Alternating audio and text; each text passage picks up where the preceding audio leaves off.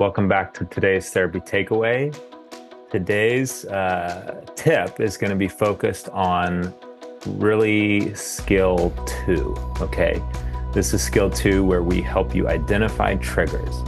And I was working with a patient today and we were working on trying to understand what they experienced and what feelings it activated inside of them and how to tell whether their feelings were just taking something personally, like being sensitive to something, overly sensitive about something, or whether they were accurately perceiving what was actually going on. So one way we try to figure that out is we look at what the objective perspective is versus the subjective perspective. And for this patient, it was kind of interesting because sometimes the objective and the subjective line up perfectly and we're perfectly perceiving what's going on and we're having an appropriate emotional reaction. Sometimes they're similar, right? Where it's like, well, yeah, I was right. That was happening and I did have feelings about it, but I actually had another reaction that actually didn't fit on that situation. And it was a situation where they had this disagreement with someone. There was some criticism expressed. So there was an actual issue, but the issue wasn't fully what their subjective reaction was. And so we helped them to be able to see, okay, this part was true, right? They were being critical. I did have some anger about that. I did feel protective, right? But this piece, they didn't actually attack me directly. And so then, okay, where is that coming from? Oh, it's because they attacked me directly similarly in the past. So then we're able to see, okay, so this part, your subjective reaction is real, but it doesn't actually belong on this situation. That was actually a trigger from something from the past.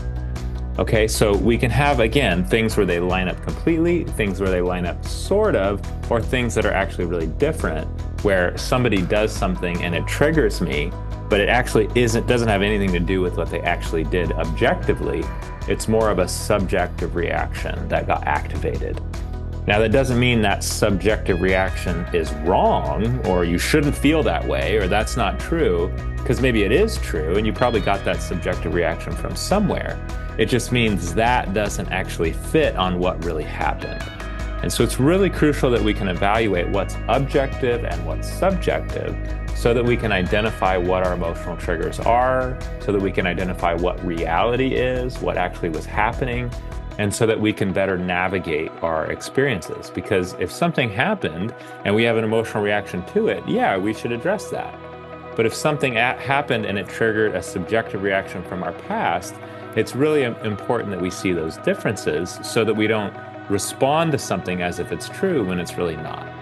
And again, it's really important that you know this isn't about just ignoring or dismissing when the feelings don't line up. It's just about putting those feelings in their proper place. So then I don't need to assert myself with this person here.